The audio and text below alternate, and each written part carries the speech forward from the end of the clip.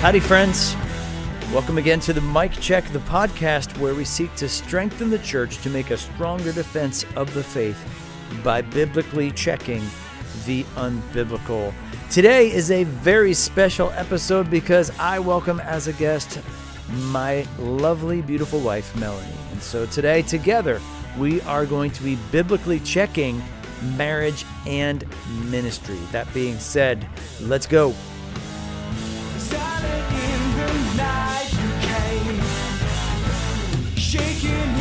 So, I am not overstating this when I say that marriage, especially biblical marriage from a biblical worldview, is colossally important.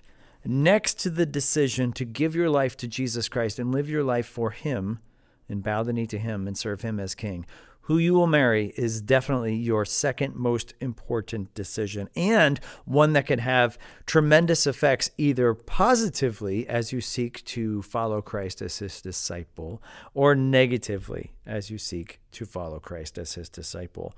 Marriage itself is God's creation, and one of the best passages to go to for marriage is Matthew 19, in the words of Jesus Himself. This is such a huge passage.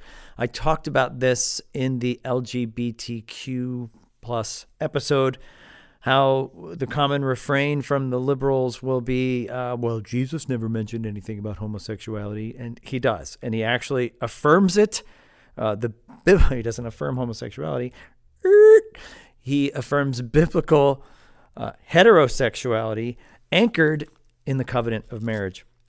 Matthew 19, coming up against the Pharisees, Jesus answers them and says, "Have you not read that He who created them from the beginning made them male and female?" This is Jesus talking about genders assigned at birth. And then said, "Therefore," quoting Genesis 2:24, "a man shall leave his father and mother and hold fast to his wife, and the two shall become one flesh. So they are no longer two, but one flesh. And what therefore God has joined together, let man not separate." And so those are the words from our Savior Himself, affirming the creation view of not only gender, but marriage as the lifelong covenant between one biological male and one biological female. That's from Jesus' lips Himself, and also, of course, the importance of that. And so maybe just two things by way of introduction before we get to the lovely Mel. Speaking to those who are not yet married, therefore, Christians, it is absolutely vital that you marry only in the Lord. I know there might be temptations to marry someone, especially if the years are clicking by and you're not yet married. The temptation might be to just settle. Do not ever settle in who you are going to marry, especially if you're a professing believer.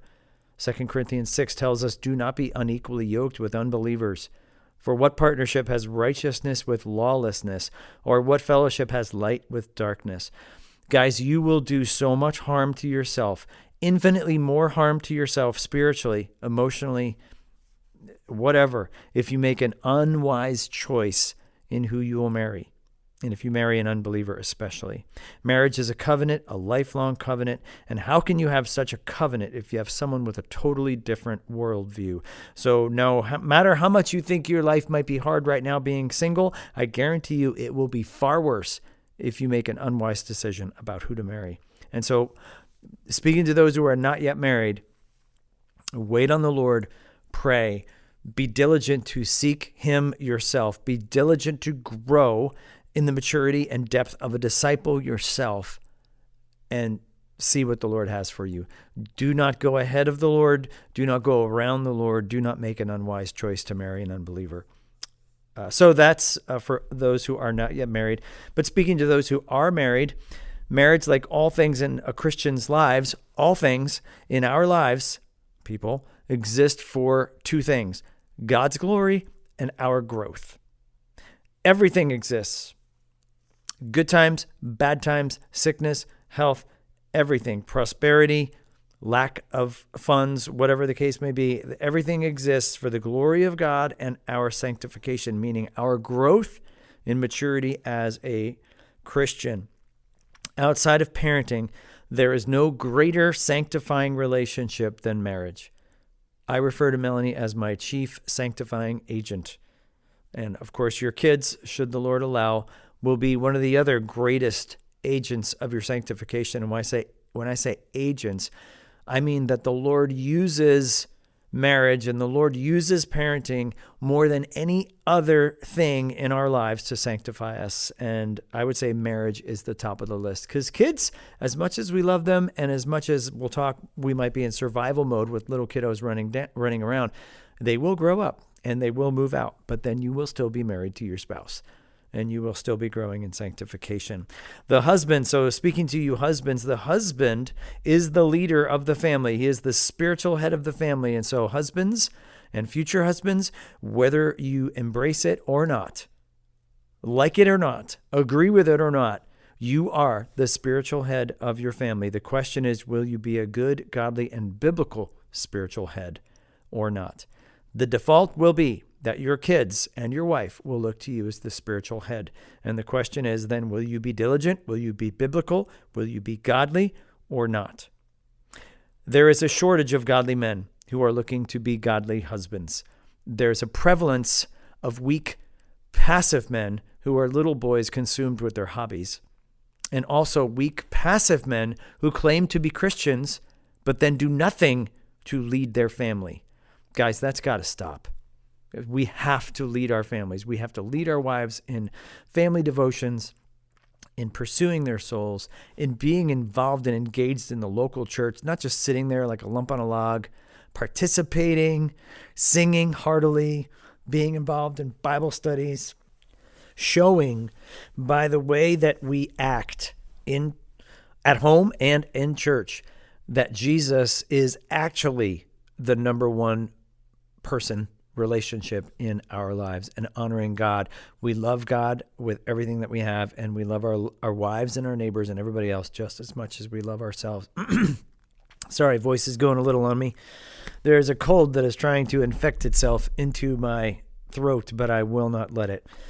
I was getting all fired up about passive husbands because that's something that we see so much as pastors and in the ministry. Guys, moral of the story, do not be passive. You need to lead. So husbands, first and foremost, you must have Christ as the center of your life. Seek to provide and protect your family, provide for and protect your family. Your family is your first ministry, and it has to be our top priority after God, above career, sports, hobbies, anything else. Your children are looking to you, and they will learn by seeing what you act like, what a good dad is. The old saying is true, more is caught than taught.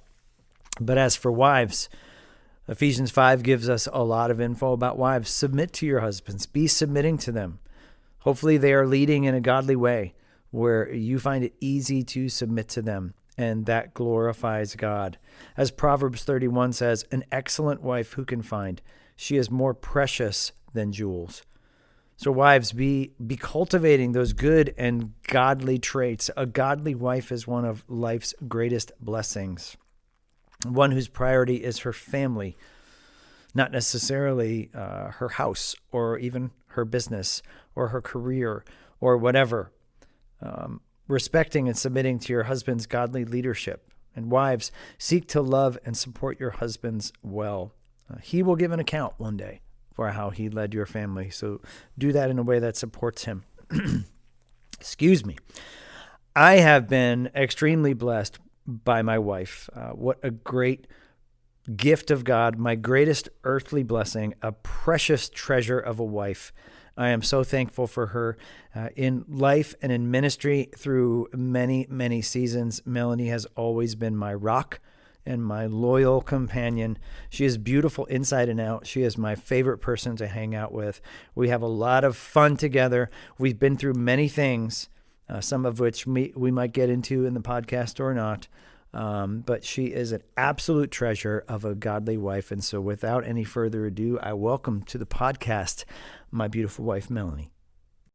And so friends, once again, welcome to the Mic Check. And this is a dream come true because I have the one, the only, the apple of my eye, the sunshine of my day, Melanie T. Ruel, a.k.a. my wife, a.k.a. Mrs. Mic Check. Welcome to the podcast. Thank you. Thanks for having me. How are you today, Melanie? I'm good. You are? Had a good day. Yeah. Good. Well, as I kind of hopefully stated in my introduction, which I haven't recorded yet, so now I could make it say whatever I want it to, was that we wanted to have you on the podcast and talk to everyone about marriage and about ministry and encourage those. And so why don't we just get started? We have a list of questions that we're going to talk about here today. And so maybe just for those of the Mic Check fam that are not familiar with you, why don't you just tell us a little bit about yourself, what you do now, because we're going to talk about all the different seasons that we've been together, but what you do now and how you're involved here at the Highlands Bible Church. Okay. Well, primarily I am a wife and a mom, but currently I am working full-time as a director of community relations for the Chelsea Assisted Living in Sparta, New Jersey. So that's a full-time position. So I am there generally Tuesday through Saturday. As far as my involvement with Highlands, it's looking a little bit different now than it has been. But I like to think that I am involved as a church member would be involved. We attend care group together. We attend prayer meeting together. We attend Sunday mornings. You help out in various ways. Ladies Bible study, leading. Ladies Bible study leader. Pretty much. You help me a lot in various things that come up when we have a Next Steps membership class. Oh, yeah. And I need somebody to go get pizza and make salad and do all that other stuff. So basically coming alongside where I can in ministry. Yep. And that has been from the start. We've always said that ministry is not something that I do. It's not something that Dad does when we had little kids, right? Ministry was a family affair. And so we've always kind of had that attitude that no matter where we were in ministry, even way back when we were youth group leaders at Green Pond, we were there together as a family. The kids were there, got absorbed into ministry as well. And that was a very positive experience for them too. So let's talk a little bit about us, Sure. We're here. We're here. I mean, this is the goods, man. This is what people want to hear. Yeah. Of course. How the story of us as a couple, how did we get together? Keep in mind that I know this story, so you're not going to be able to lie at all. Okay. So. Well, we met the day before my 18th birthday. Oh my gosh, you were 17. I was 17, turning 18. We were at Messiah College out in Pennsylvania and went to a get-to-know-you banquet, and Mike and his roommates were running late. That's such a good story. And they had to set up a whole new table. Well, I was running late too. Set up a table for us, and as we just started all hanging out in a group together, and eventually he won me over. The truth is, I didn't want to go to that. Matt Fosnot showed up, my first college roommate ever. I didn't want to go to it. And then, so we were late in walking down there, and Matt was like, dude, 2 words, free food. And I'm like, dang it, he's right. So we wandered in, sat down, and then we looked like 2 schlemiels for like the first 15 minutes by ourselves at this table that's set up until you and your squad rolled in. Then we were like, hey, things are looking up. Free food and girls. And they have nowhere else to sit except the one last table by us. God's sovereignty, folks, in action. So that was August 27th, 1988. And and then our first date was November 1st of that same year. We just had a date anniversary. We did have our date anniversary, and we were together for 3 years, and we ended up breaking up for a year. But let's face it, I lost my mind. You lost your mind. I temporarily went insane. But the Lord is sovereign, and even though we were not walking with the Lord at the time, we see his hand over all of these pieces of our relationship, and we did get back together, and we got married April 30th, 1994, For those of you doing the math, we're coming up on 30 years this year. That's why we're doing this. 30 years. 30 years. We should have done it next April, but we just couldn't wait. Yeah, you tell me. Yeah, so we've been through a lot of different stages in our life, obviously. Yeah. Yeah, and that's kind of one of the big things we wanted to talk about as far as marriage, right? And then segue into the ministry stuff maybe later. But, we have been through many seasons together. Maybe we can highlight a few of the major ones and kind of give some counsel for each. I've identified a couple of them. Let's see, 1, 2, 3, 4, 5, 6, 7, 8 of them perhaps. We have the single phase. We have the dating phase. And then we get into the married phase. We have the married, no kids, which we'll call intro mode. Then we have survival mode, which many of our people here at Highlands are very familiar with. Survival mode. That is when you're married and you have little kids, and it feels like if you just survive the day, you've won. So intro mode, survival mode. Then we have busy mode when your kids get a little bit older and they get involved in stuff and they're running all over the place. Then mentoring mode when the kids become adults and your relationship shifts. And then we have what I've affectionately titled legacy mode, where you're married with married kids and maybe looking towards grandkids. We are married with married kids. One of our children is married, been married for 2 years to a wonderful young man. Shout out, Richard. And our other one is currently 26 and still with us. And so we kind of dipped a toe in the water of the married with married kids phase and looking ahead to what the Lord has for us in the future. So maybe if you could, for each, and we'll kind of talk about it for a little bit, each one of these phases, what are the things that we should be pursuing and what should we be avoiding? So speak to the single ladies out there looking for a future marriage. Think back to your single self. What things should you be avoiding and pursuing? Well, the obvious answer is pursuing Christ in all of these areas, and fleeing from sin. I think especially when you're single, you can get caught up in the I have to be married in order to be fulfilled mode. So it's finding your identity in Jesus during this phase and seeking him and seeking a godly spouse who is going to come alongside you and, hopefully. Then the dating phase, again, it's, when you made this list, I said the answer is the same. It's Jesus and pursue Jesus and avoid Jesus sin. And avoid sin. Yeah. It's not. But there are particular sins I think we're prone to. Definitely. Yeah. In each one of those phases. Yeah. In dating, it's, our daughter Morgan used to always say, be careful who you marry, because she would be in the house when we'd have people over for marriage counseling. Yeah. And we would say that to Morgan, and she would memorize that. She would memorize that and repeat it back to us. I know.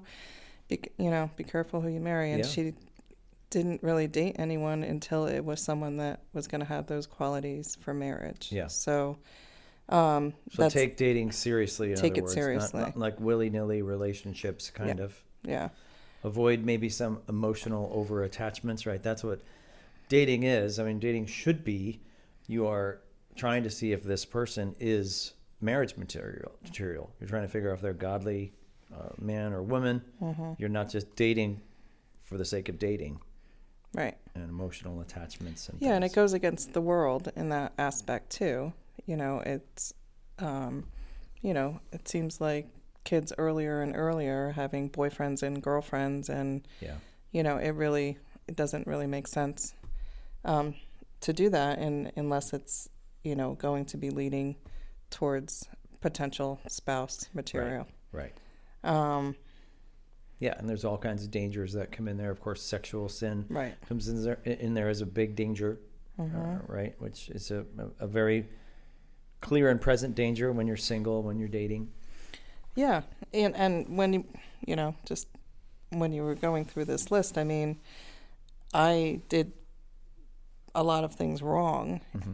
So I'm not coming from this from a, like, I did everything right perspective. I did a lot wrong when I was single and when I was a teenager and when I was dating, and wasn't following. It's good to point out, because they could biblical, see you now as the one of the perfect, godliest wives around and think like she must have always been like that. No, absolutely not.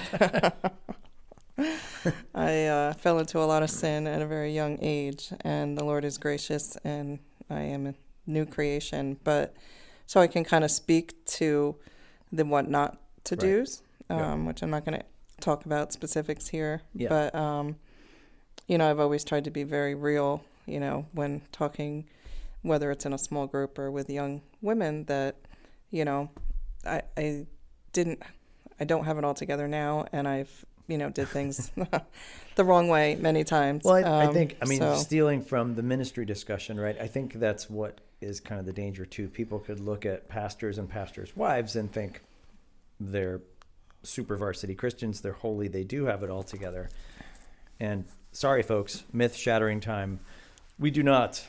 We are human beings in various stages of sanctification ourselves as well. And so some of these lessons, we've learned painfully over the years, but that's the point, grow through those. Yeah, we definitely have grown through those times. I guess the next phase would be married with no kids. The intro mode. Intro mode. I love the modes.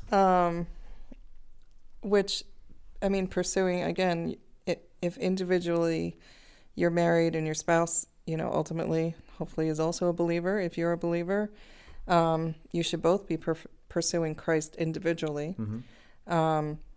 And that will only bring you closer together in your marriage. Mm-hmm. And as you each pursue Christ, you should also then be spending time together pursuing Christ, whether it be praying together, reading the Word together, asking each other, how are you doing? How's your soul? How can I be praying for you? Mm-hmm. Those types of questions. 100%. I'm glad you said that, because that's the opportunity for the man to lead in that, right? Mm-hmm. Even before kids. And so the routines of the spiritual disciplines that you really, really have to be showing when kids come along need to be seeded in the beginning, when it's just you and your wife, and that's all you have to worry about is you guys, right? Start those family devotions, those prayer times, those pursuing each other in the intro mode. Don't just wait till kids come around. Right. And I love here at Highlands when we get to do premarital counseling with church members who are getting married, mm-hmm. and then we follow up with them, mm-hmm. and we get to hear how they're walking this out in their, we just did that the other day, and Barlow's. I wasn't going to say. Oh, well, sorry. Mr. and Miss Barlow. Anyway, just to hear them, however, 4 months in to their marriage and how they're able to walk this out, in real time. Now it becomes real, right? All the things we learned in premarital now are actually like, okay, this is what it's like to live with another sinner. Yeah. And a great question to ask someone is, how is your spouse loving you well? How are they doing? Are they pursuing you? Are they encouraging you? Are they lifting you up, building you up? Yeah, you ask the opposite spouse that, right? You don't ask him, are you loving her well? No, you ask her. Nailing it. Yeah, ask her. Okay, so intro mode. Yeah, yep. So then we get into survival mode. Married little kids running around destroying things. You can't get a moment's peace. Yeah. No sleep. I'm trying to remember all of that. It's getting fuzzy. 20 years ago. But I remember it. It's right there. I do remember it. And this is going to look different for a couple if for a pastor and a pastor's wife. It's going to look a little bit different than your church members, but essentially the same. And your, as far as it's season, and your service in the church and your ability to serve is going to look a little bit different in this phase. Yeah. And your main priority is to your spouse first, and then your own kids and discipling them and teaching them and growing, them up. Doesn't mean you get a pass. Nursery's always looking for people to serve. Down in Kingdom Kids and different areas, and even if it's maybe you're going to host a family care group or do something where the kids are there and involved with you. Yeah. It's just a different season. And that's the word for it, right? It's seasonal. And so many times when you're in this survival mode, we see it. We see the look of desperation on the parents' faces. Like, this is it. This is my whole life now. No. We speak to you from the other side. It does end. They grow up and they move out. They get married and they move out. So I know it seems like forever, but the corny saying, long days and short years, is really what it comes down to. Because I'll tell you, as a guy who, we're not there yet, but, walked his daughter down the aisle, it's like, in that moment, you want all those memories back. You want her 3 years old and in pigtails, but you can't. No. So what we should be pursuing in that intro mode is, as frustrating as it is, cherish every single moment, because they're not going to be 1.5 or 2 or 5 ever again. Yeah, and it's being super intentional in that in those moments too. We were at another family's house last week, and just seeing them with a toddler who wasn't having whatever they wanted them to do, and them being patient and persistent and consistent, and just like, you can't be lazy parents. I mean, you just can't. You just really need discipline is so huge, and follow through in the intro mode, to be united with your spouse in discipline, and dad taking the lead in that, right, and tag teaming and stepping in, and and definitely it's and we made a lot of mistakes. Sorry, kids. I lost my temper so many times, with the kids, because it's just like, you're having conversations with kids about these things. It's maddening to begin with. Like, you're having a 15-minute argument about why you need to wear pants. And you're just like, excuse me, Daddy. Excuse me, Daddy. I just can't. Like, why are we even talking about this? Just put the pants on. Yeah, and disciplining and anger, needs to be avoided. That needs to go on the avoid list. Yeah. What you said needs to be pursued. The pre-thought out plan, the idea of it's a battle of the wills. I'm going to outlast them because I'm the adult with more emotional maturity. And, can't be sucked in. Yeah, and I'm going to set the boundaries, and I'm going to enforce the boundaries consistently, and so is my spouse. Yeah. All right, so then we get into school-age kids, running here, running there. Yeah. All the sports, all the activities. There is opportunity there.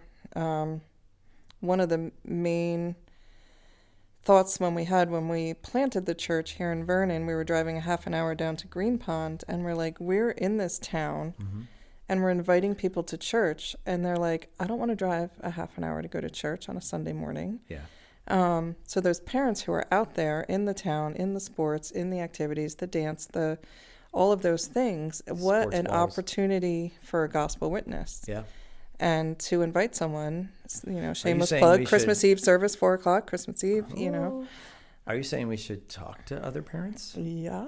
Get to know them, be friends with them? Yes, you need Pursue to have relationships? relationships outside the church family. Intentional, almost evangelistic relationships. Then. Yeah.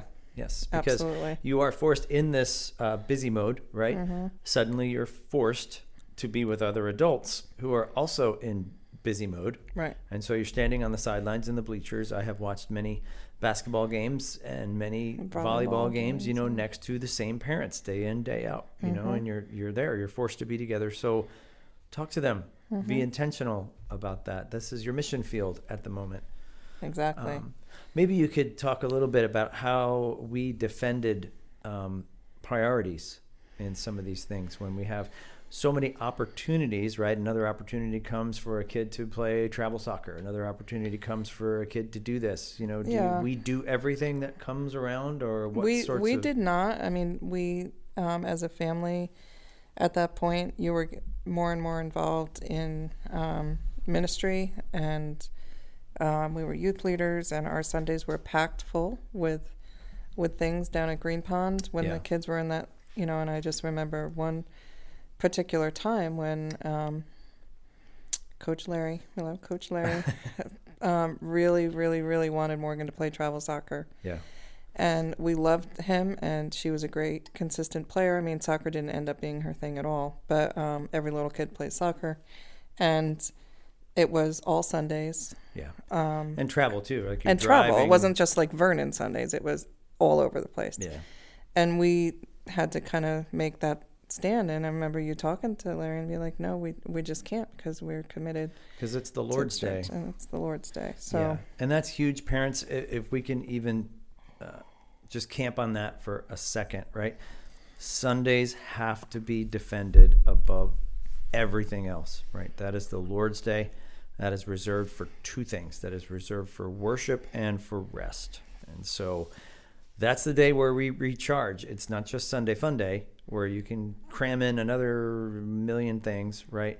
We've got to defend the Lord's Day because guess what? If we're telling our children then that church is optional and soccer is number one or whatever it is, then that's the message they're going to get. And that's what they're going to do when they grow up. So we've got to defend and prioritize the Lord's Day in the midst of busy mode.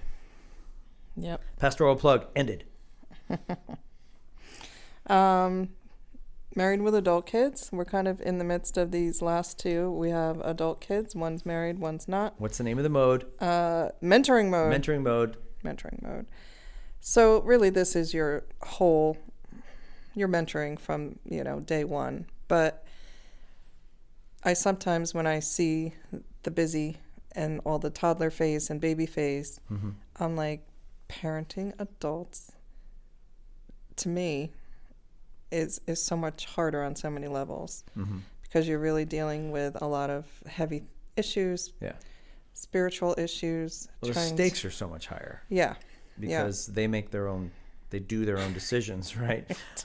And it could be you're watching them like, are they going to marry the right person? Are they going to date the right person? Right. Are they what are they going to do with their life? And it's like, it's no longer like, hey, you need pants to go out of the house.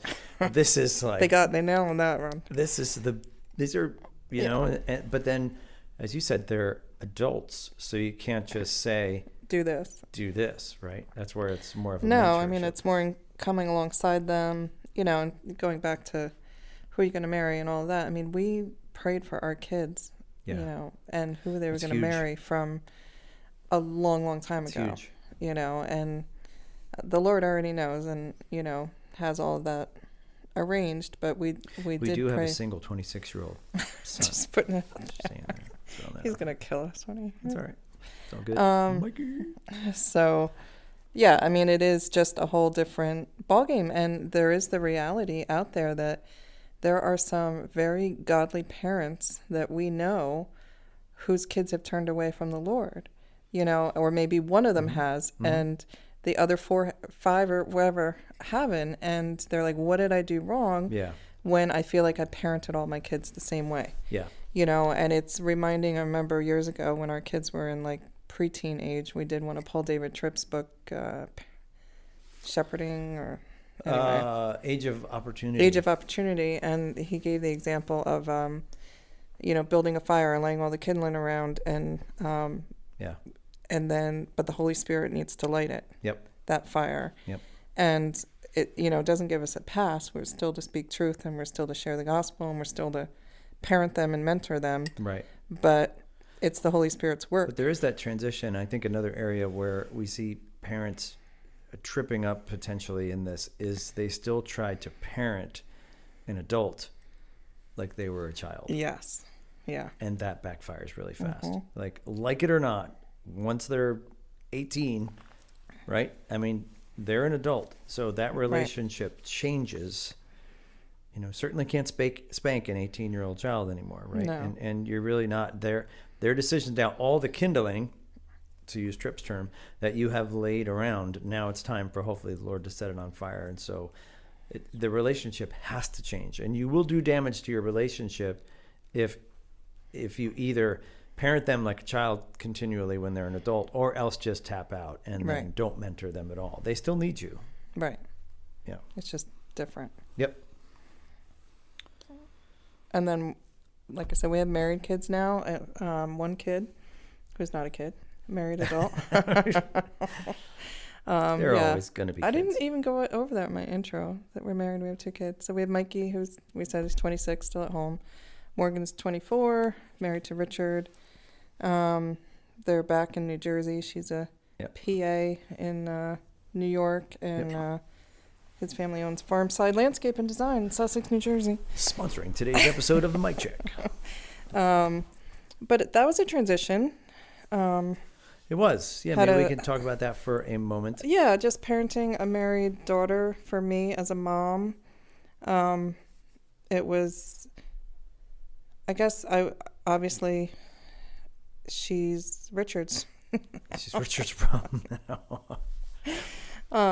But it was kind of a change in that role. Like when she's living at home and she's going to college, and, she was, we were the go-to for things. And spiritually speaking, biblically speaking, right? Genesis 2:24, leave your father and mother, and now you're starting a new family. Your husband will then cleave to his wife. So they're a new family unit. So we kind of have to treat them as a new family unit with Richard as the head. And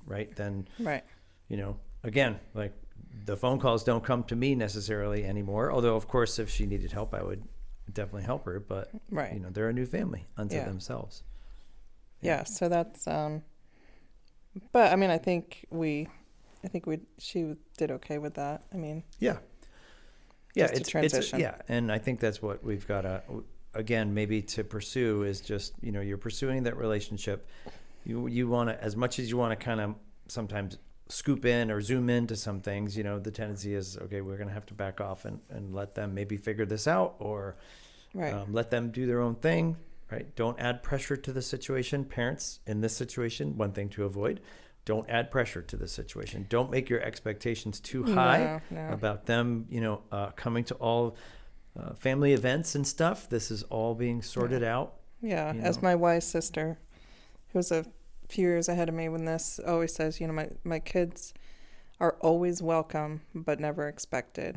And I hope that they feel that way when they're out of the house, that they're always welcome at our house. We want them to come to us for advice if they feel they need to. But I'm not going to put realistic expectations on them. So it's just a different phase. So maybe we can transition to kind of the second part of all this and talking about marriage and ministry. Me being a pastor, church planting pastor no less, and you being a pastor's wife, what would you say are some of the important roles as a pastor's wife? Well, just a little background on that too, for those who may not know. I didn't marry a pastor. Side note. Mike was in the corporate world for the first 15 years or more, actually, of our marriage, after he was a rock star, but that's a whole nother story. Whoa. So it wasn't like, I know that, a lot of people will, meet their spouse in seminary or Bible college and know that they're going to. So that's what they're looking for. That's what they're expecting. You did not. I sprung this on you. Yeah, I mean, we were all in it together, by the Lord's gracious hand. He kind of made it clear to both of us at the same time that we were headed towards full-time ministry. Right. But it wasn't like something that like, I always dreamed of being a pastor's wife, And I always said, I don't feel like I don't know what a typical pastor's wife is, but I don't really feel like I'm that. But you're not it. I'm not it. I don't play piano and I don't wear dresses. So my role, there isn't a biblical description of a pastor's wife. There is a biblical description of what we as Christian women and men should be, but specifically, so I like to say, I want to be a good covenant mender of Highlands Bible Church. I want to attend church services together, to be involved with a care group, which I love our care group. I want to be able to minister to the body as the Lord allows and time allows in this season of my life. And again, going back to those seasons, right? Yeah. It's going to look different. Like, you as a full-time employee, right, working full-time, We have adult kids out of the house, basically, right?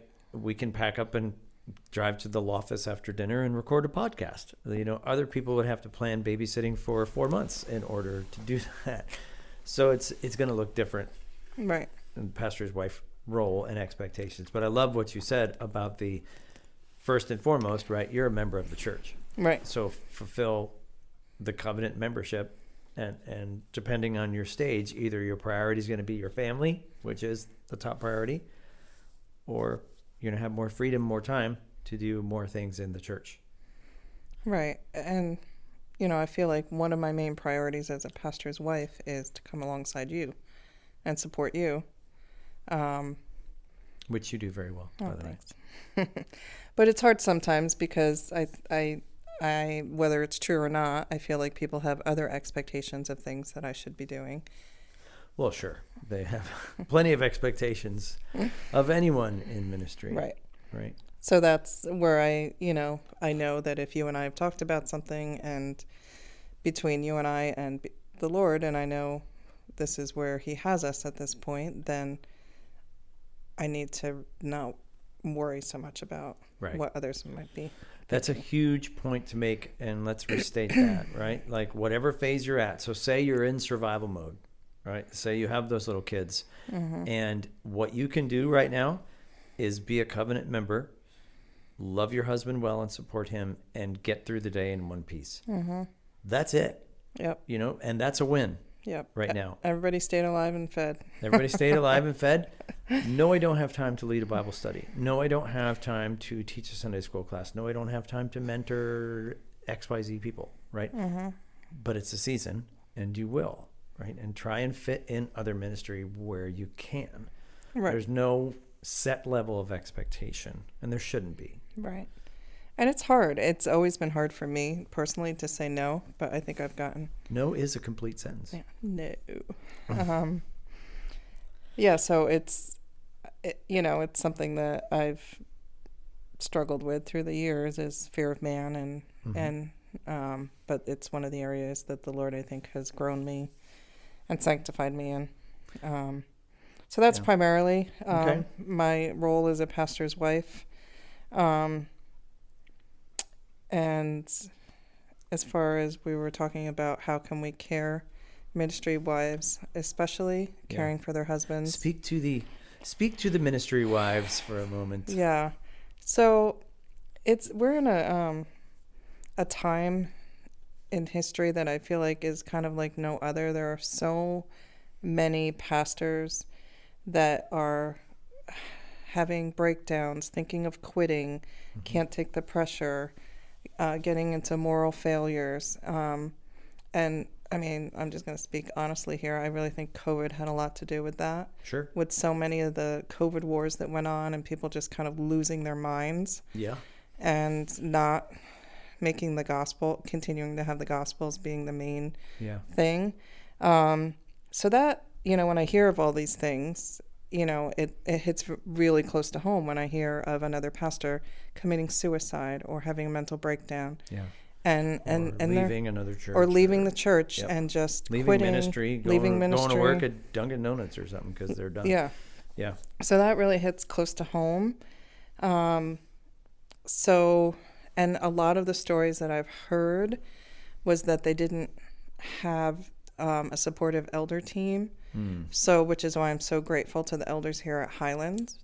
1,000%. Yeah. So then I know that, like, say I went to Mike and said, like, something's going on and he's not listening to me. I'd be going to the elders and being like, you need to talk to him because this is what's happening and he's got blinders on. Yeah. Or else this is what's really going on. Right. Right. And that whole thing is accountability, right? That works for everybody, right? Any relationship is only as transparent as we want to be.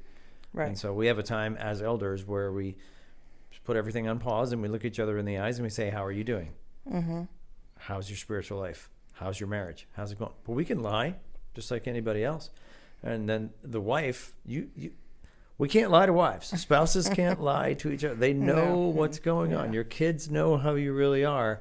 And again, that's so great that you pointed that out, that the elders, the biblical way that the church is set up, and you've heard me say this a billion times, when somebody flames out or a church has something, sometimes when you look at how that church was set up, how you set up church matters. Right. So if you don't have biblical elders, well, there goes that. Who are you going to tell? Who are you going to call in when your husband is like, hey, guess what? He gets drunk every night and looks at porn. And what am I supposed to do? Like, right. That's something huge. And how do I sound the alarm if the elders aren't there? So please, if you don't have elders, move to a biblical eldership model. Yeah. It's for your own protection.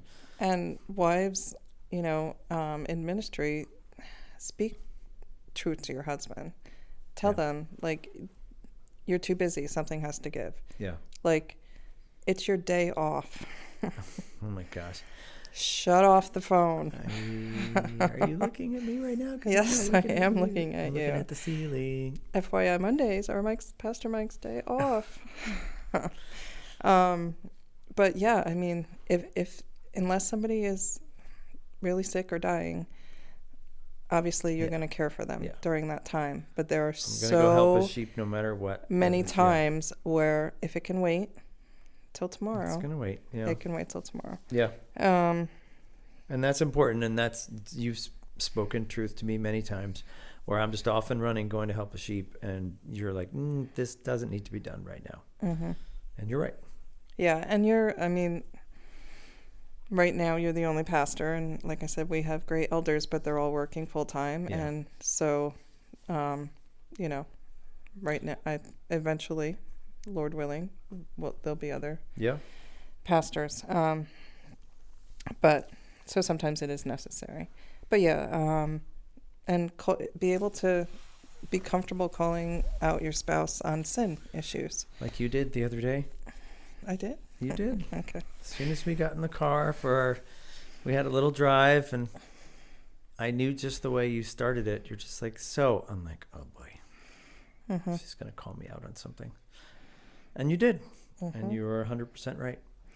Yeah, so it's important to cultivate that in your marriage, no matter if you're in ministry or not, just to be able to speak truth. And because let's be honest, we know our spouse better than anyone. Mm-hmm. So,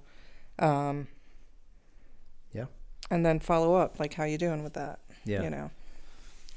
Yep. And then we were also talking about safeguarding our relationships, making our marriage a top priority. There have been times even within Christian circles where we'll get kind of like picked on, like, oh, you're going to go away again? Yes. Yeah, we are.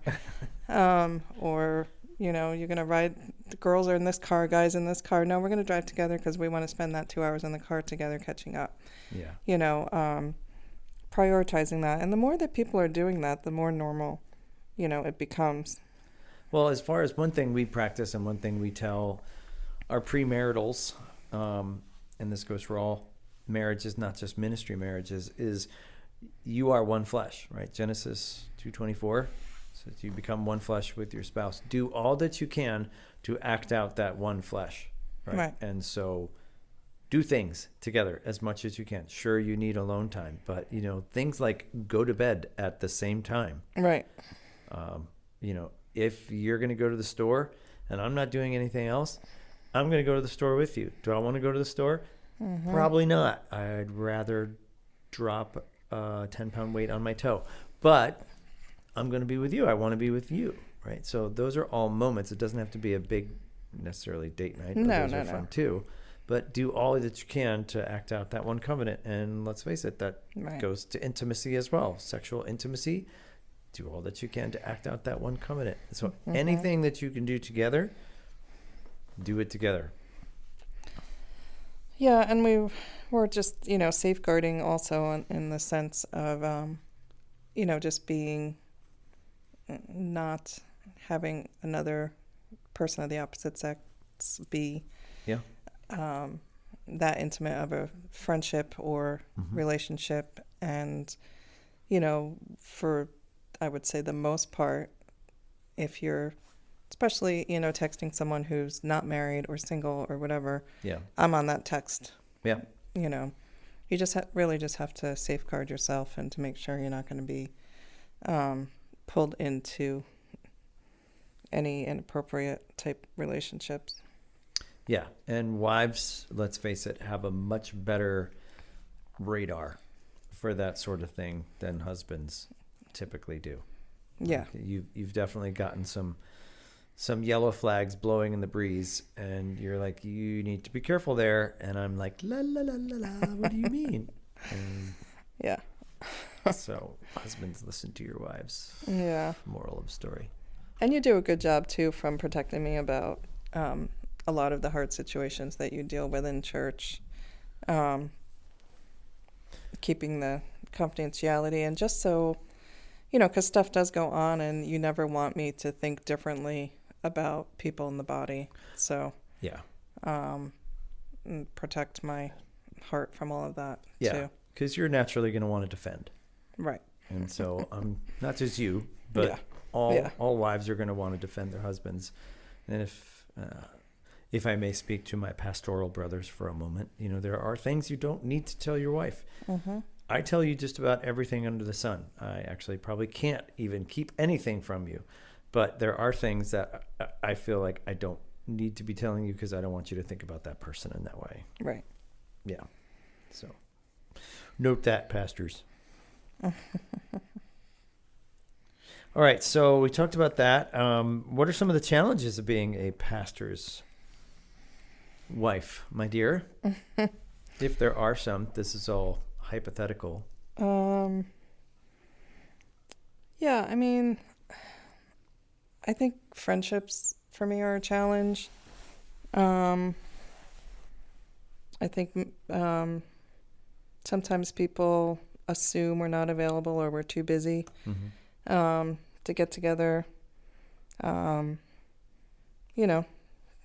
If you want to get together, get the calendar out and let's get something on the calendar, and maybe not put it in our court. Maybe send us 3 dates, and do any of these work for you? For those of you who are not aware, a calendar is a rectangular piece of paper with lots of tiny boxes on it that each one has a date. Or they have an iPhone, you can share it. What? Yeah. So that's a huge thing. Use an huge. Actual calendar. If you can, we all have calendars in our pocket on our phones. Use the flippin' iPhone shared calendar. It will save you so many fights. Yeah. So I know it's hard in schedule Tetris, but even just if we're going to put something 2 months out, it's there and it's on the calendar.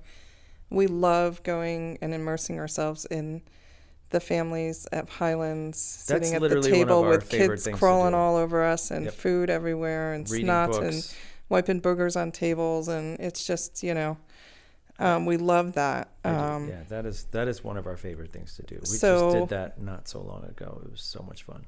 I mean, we are busy, but I feel like we're just doing life. We're just living our lives. Mm-hmm.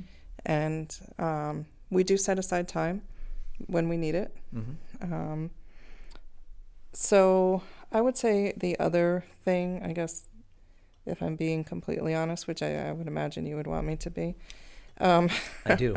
On the mic check. Honesty is required. Sometimes even in the midst of things, sometimes I feel isolated, or I don't know if lonely is the right word, or especially with working full time, I'll have serious FOMO, fear of missing out. If there's something going on a Saturday that I can't be involved with, or I see, maybe I just need to get off social media, or if I see something on Instagram or whatever, and I'm like, oh, I wish I were there making pasta, or whatever it is, and I just in those moments, I know it's not true and it's lies of the enemy, because I have so many people in my lives that I know that I care about deeply and feel the same. But in those moments, I'm like, oh, I'm stuck at work again. Mm-hmm. I wish I were doing this. But I just need to remind myself. And I often go to Colossians 3, where it says we are chosen, dearly loved, child of God, holy and dearly loved. And that we need to be patient and put on humility and bear with one another and forgive one another. And then Ephesians is just chock full of, who we are in Christ. And it's just reminding yourself of who you are in those moments, and that the enemy is going to try and feed you lies that everyone else has something better going on than you, or doesn't have to work full time at this point in their lives, and can have the perfect looking Martha Stewart house when I have Marta. But, and are gifted more in that way, or just have more time to take someone, go out for coffee with someone, or, take someone to a doctor's appointment, or, just things like that, where in the past, well, I same was thing, like, you're working season. full time, but like, I would imagine, if somebody's in survival mode, like they're Right. probably struggling with much of the same thing. Yeah, exactly. Like, hey, I haven't brushed my teeth in 2 days, and I haven't been out of the house because I can't, because the kids are sick or whatever else. Oh, I know. And then you go on the aforementioned social media, and you see everybody running around doing their thing, and you're not. Right. And so it's so good, as you said.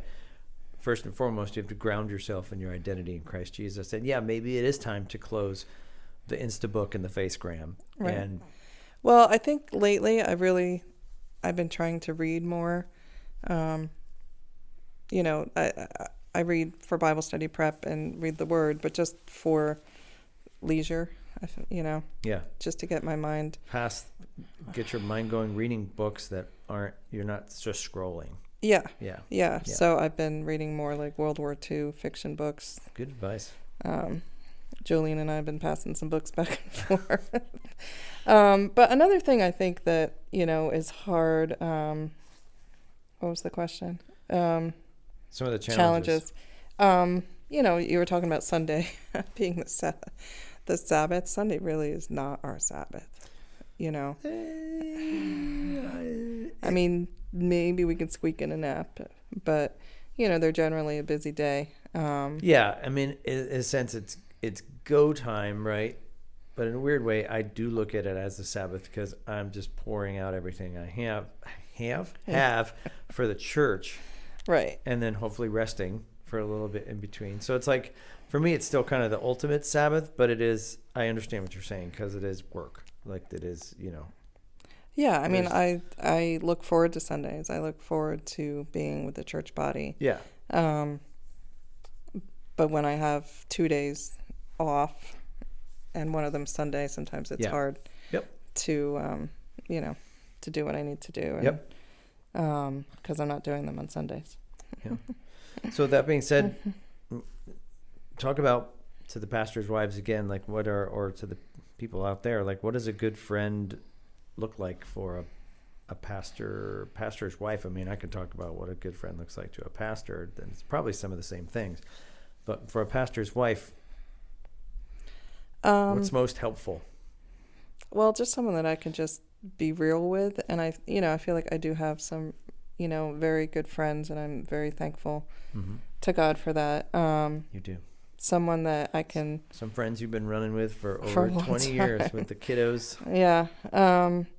But someone that, I'm able to share openly my struggles, and that aren't going to be judging me for them. I'm like, oh, you struggle? Yes, I do. Well, just to pause on that too, and I've had this conversation with some of my elders, right, that a good friend asks how you're doing. And I think the temptation is, as a pastor and or pastor's wife, is the default setting is they're good. They're like Pastor Mike and Mel, like they're good. Right. It's like, well, maybe we're not. Like, you need to ask that. So a good friend does ask those questions. Yeah. And I do appreciate, I feel like our care group has gotten to be a place where I'm feeling more open to share in that group setting, and our ladies' Bible study that we had on Tuesday night, in those smaller groups. Yep. I am comfortable, and I'm hoping that it seems like everyone is gracious, and aren't going to be gossiping or, oh, do you know Mel struggled with that? Do you know Melanie confessed sin the other night? You mean like the Bible says we should? Yeah, exactly. Oh my gosh. But the other part of that is, that's the serious part of it, but really we just want to have people that we can have fun with. There is that to be said, right? And laugh with. Or you can, just those safe friends where you can just kind of be stupid and not necessarily need stupid. an extra pair of pants because you're laughing so hard or whatever. I only have one pair. So those friends are important too. And like I said, I feel very blessed, and even in those moments where I'm feeling, oh, poor me, I know it's not true. Yeah. Um, What about our relationship, kind of going back to marriage, but also with an eye towards marriage and ministry? How do we prioritize our relationship above the demands of ministry and career? And of course, this should and hopefully will translate to other people. How do other people then, therefore, same thing, same question. How do they prioritize their relationship? But maybe talk about how we do that. yeah, I mean, I think we talked about it a little bit. We, make time for each other. We do go on dates. We like to get away, even if it's for one night. Mm-hmm. We are alphabet dating right now. Give away all our secrets? Well, maybe it'll help someone. Yeah. So we're taking turns planning a date that starts with the letter of the alphabet. Mike's up next with letter E. Mm-hmm. So send your E-suggestions to Mike at the MikeCheckPodcast.com. But, yeah, so it was just something to just, mix it up a little bit after 30 years. And again, to your point, putting things on the calendar, right? Oh, exactly. Put the date night on the calendar. If it's 2 months out, it's 2 months out. Put it on the calendar. Yeah. If it's not there, it ain't going to happen. Right. And we do pray with each other almost every morning. Mm-hmm. You're very good at reminding me to. Yeah. Let's sit. Let's pray. Mm-hmm. And then we also will do devotions after dinner, the nights that we are home for dinner. And we just have fun with each other. We do, like Mike said before, we act out that one flesh relationship, doing as much as we can together. We go to bed together. Mm-hmm. It's huge, Mike's like, it's 8:30. I'm like, oh, I'm not ready for bed. Yeah, not ready to bed as she falls asleep in 0.14 seconds. 8:30 and 30 seconds. Yeah. What was I going to say? Well, the danger, right? And going back to what we should avoid, right, is we'll see couples that live two different lives. Oh, yeah. They have different friends.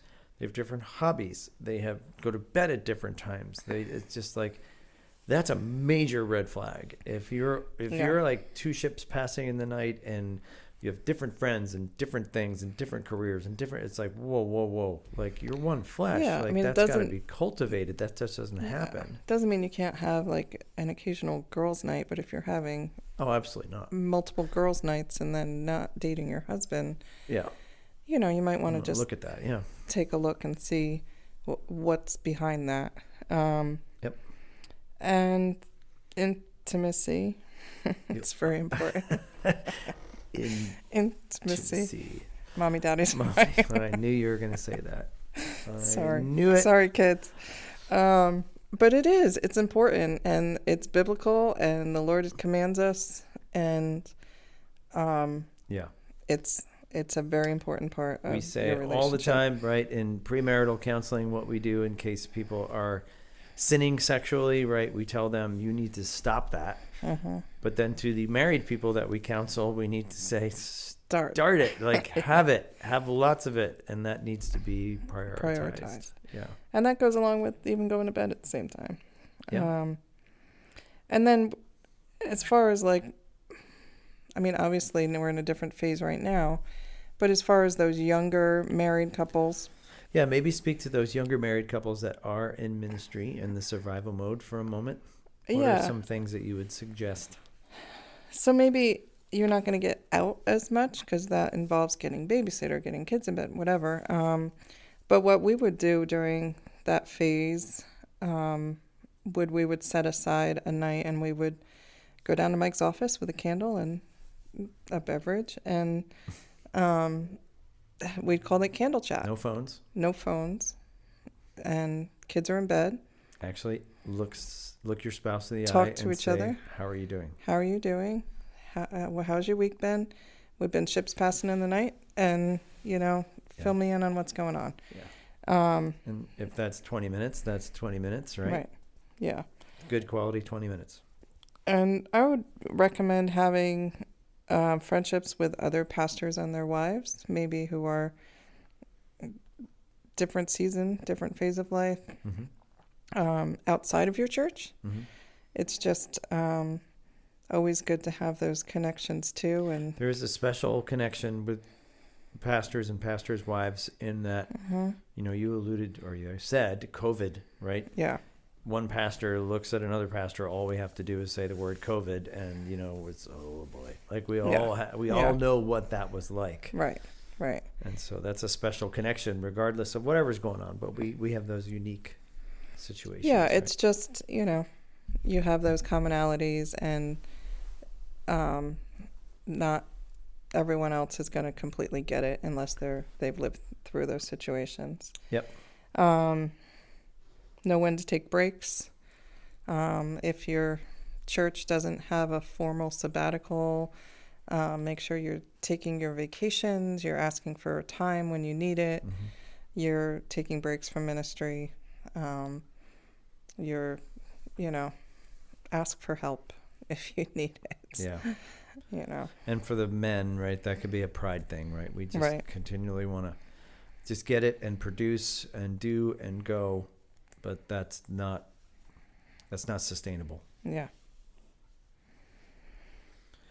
So know when to take breaks, and then clearly communicate that, manage expectations. Definitely. Maybe kind of just as a summary, as we try and draw this to a close, what would you say are some of the most, or maybe the most important thing to hold central in a marriage? So now going back where we started, like marriage itself, not necessarily, but of course, including ministry marriage, what would you say is the most central thing in a good marriage? Yeah, I mean, it's each of you pursuing individually your relationship with the Lord,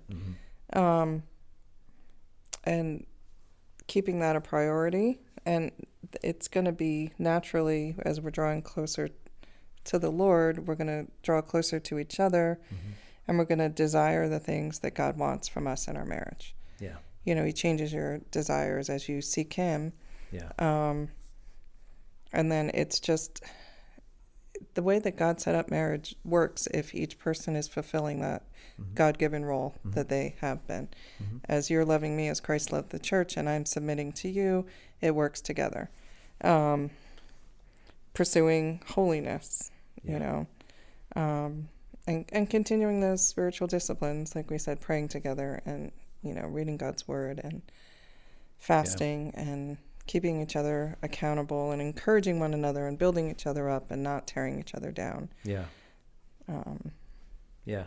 It's like the first chapter of that premarital book that we use, right? The first priority in your marriage has to be your individual relationship with Christ, right? And that, not to be too squishy evangelical, right? That's not necessarily a personal, private relationship with Christ, although it is.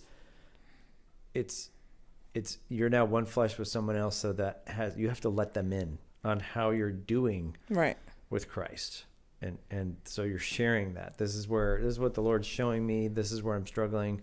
And then that feedback goes the other way. Like maybe pointing out evidences of grace. This is where I see you doing well here. And you did that. And I really appreciated that. And that was good. And also, hey, this thing was sort of sin. And you need to stop doing that.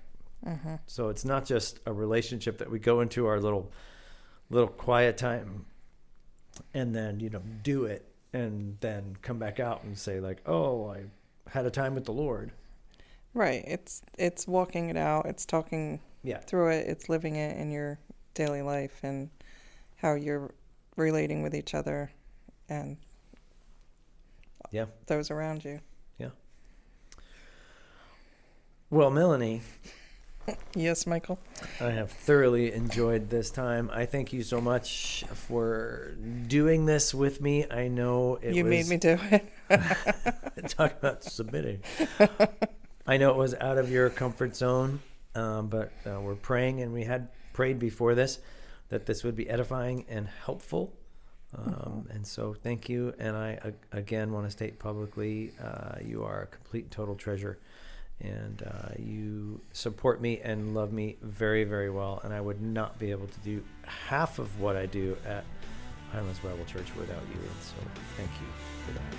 You're welcome. Many more things. Well, I hope you have enjoyed this episode of the Mike Check podcast. as we biblically check marriage and ministry. I hope you found it helpful. I am very thankful for my wife in all things, but especially for her coming on the podcast today. We would love to hear from you. We always love questions that we can address on the air, or else just other feedback. Send us an email at mike@themikecheckpodcast.com. You can also go directly to that website, themikecheckpodcast.com. We are also on all of the social medias, the Twitters, the Facebook, the Instagrams. If you'd like to know more about Highlands Bible Church, you can visit us on our website at highlandsbiblechurch.org, or you can just visit us in person any Sunday morning, Lord's Day morning, 9:30 a.m. We gather together right here in Vernon for corporate worship, and love to see you there. You can also find us on Twitter, Instagram, or Facebook as well. Until next time, keep checking the unbiblical with the biblical, and we will see you again on the Mike Check.